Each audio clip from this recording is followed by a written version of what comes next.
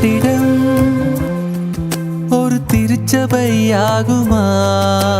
கற்களும் அதில் ஆத்துமாகுமா?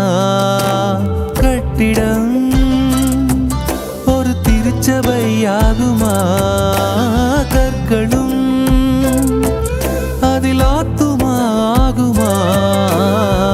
தேவன் வாழும் ஆலயம் என்பது நாமல்லவா?